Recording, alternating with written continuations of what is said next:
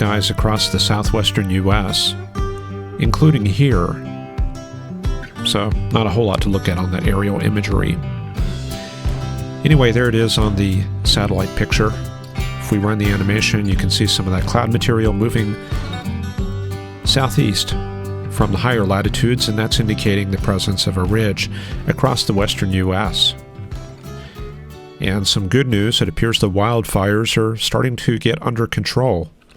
Not seeing much in the way of smoke plumes from that area. Now the surface map is looking like this. I would say the dominant feature is this large area of high pressure across the lower Great Plains. Then as we go west, we get into this lee side trough across Colorado. It's partially a lee side trough and partially a heat low. Those temperatures are only in the 60s right now, but they're going to be coming up during the day. And then moving even further west, what's going on here? Well, this is actually a plateau high. This has characteristics of a tropical air mass in the upper levels, but in the lower levels it has some characteristics of a polar air mass due to the very strong nighttime radiational cooling. You can see those temperatures in the 40s in a lot of places in the high deserts. On the numerical models, it looks like this. Now the lower thicknesses are in Ontario and Quebec. That corresponds to the cold air mass. But you can see out west it's underneath a thickness ridge, which is indicative of a tropical air mass. So if we take a look underneath and use a forecast skew-t, we'll go to the Winnemucca area.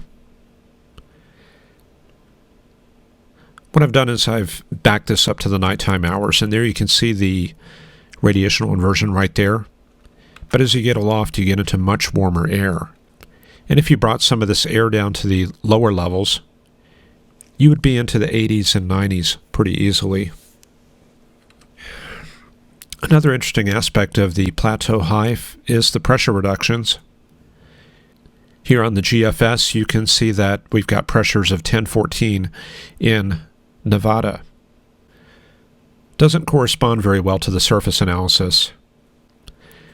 If we go to another model like the European, you can see we're getting different results, closer to 1020.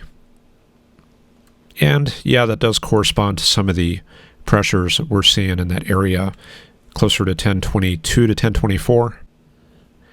And that's something to be aware of when you're working with models on the higher terrain. You're going to get different structures in the isobars, and that can affect your analysis. The other effect we're seeing is this heat low in the desert southwest. Due to the decreasing sun angles, the increasing radiational cooling over the deserts, that's going to kind of put an end to the heat low very gradually, and it'll migrate down to the south. There's the weather picture in the northwestern U.S. We have another Alberta clipper coming southeast out of Montana, warm front lifting into South Dakota there. And we see the cool maritime Pacific air mass settled in along the coast. And we can actually see that on the satellite imagery. There it is right there. We run a loop, and you can see in the Portland area, the Willamette Valley up to Seattle, lots of stratus and fog settled in over that region. And out to the east, there's the Alberta Clipper, some extensive mid-cloud associated with that, and probably a little bit of precip, especially in those heavier cells right there in southwestern North Dakota. Continuing with that vast cold advection pattern in the northeast U.S., this is like day 60 of this pattern, it seems like. Just every day, more cold air coming southeast out of Canada. And we're starting to see the appearance of lake effect clouds and lake effect showers. You can see how the lakes are relatively clear, but you go downwind of those, and we pick up some extensive cloud layers. There's a closer look at that. And you're seeing the cold air mass flowing out over the waters, picking up moisture from the relatively warm lakes and producing convective clouds on the lee side. So pretty spectacular cumuliform clouds there, probably topping out at about 15 to 20,000 feet and likely producing some showers throughout that area. The infrared imagery across the northeast shows pretty clear evidence of a baroclinic system, probably a mid-level system. See this right here, and you've got this S shape on the back side. A lot of times that'll indicate a shortwave moving through that flow. And then further to the south we have what's probably the active frontal system, where we find the actual tropical moisture. So that's what the frontal analysis looks like in the northeast U.S. Large high-pressure ridge from Arkansas all the way up to western Ontario, and that's driving the cold air towards the southeast. Cold air advection trough through the Great Lakes area right there, and as we go further east we find the main frontal system well offshore. Now that little feature we saw in the satellite imagery, if I draw that S shape, maybe not quite like that, right there it runs a little bit like that, and we picked out what might be a shortwave driving that feature. So what does that correspond to? Well, definitely some rain associated with that feature, even on down here, but maybe we can see it on the upper level charts. Well, there it is on the 500 millibar heights and vorticity. In fact, let me try to draw that very carefully, put that right in the trough. That's it. Upstate New York, moving into Vermont, and we would find the heaviest vertical motion, upward motion out ahead of it like that, kind of in that region there. That's where the atmosphere is assumed to be changing from lower vorticity values to higher vorticity values over time. Now that assumption really only holds true if the vorticity field is increasing with increased height, and typically we assume that that's the case. Also, we see a channel jet running about like that. That's the main polar front jet, and it looks like a jet max moving right through there. And we can see that that area of upward motion does actually kind of fall within the left front quadrant, which tends to be divergent in the upper levels and produces upward ascent. And we'll just take a quick look at how the models are resolving that feature. There it is on the NAM. There it is on the GFS. And there we see it on the European model. That's the Canadian model. There's the UK Met model. And we can certainly compare that with the satellite indications and get an idea which models are handling the system as well and which ones aren't.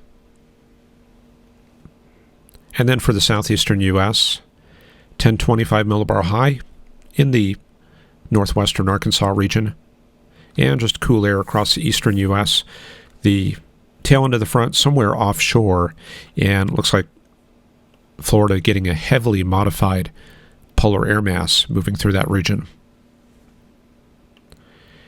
And there's a satellite loop for the southeastern U.S.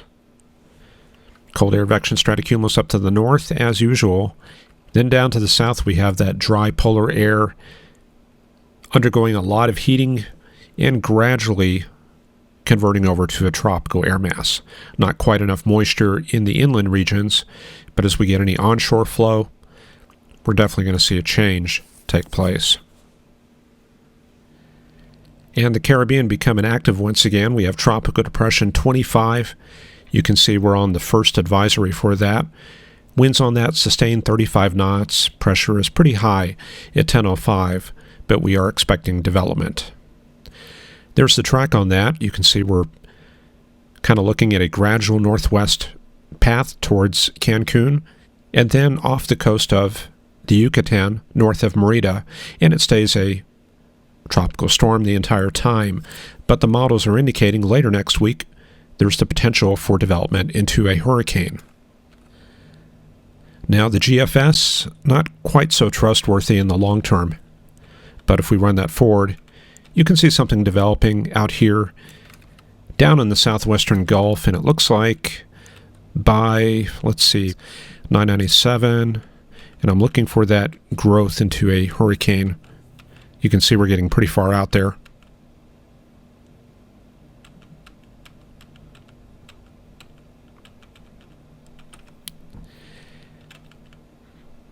Yep, the GFS backed off on that completely. And you can see that differs from the previous run.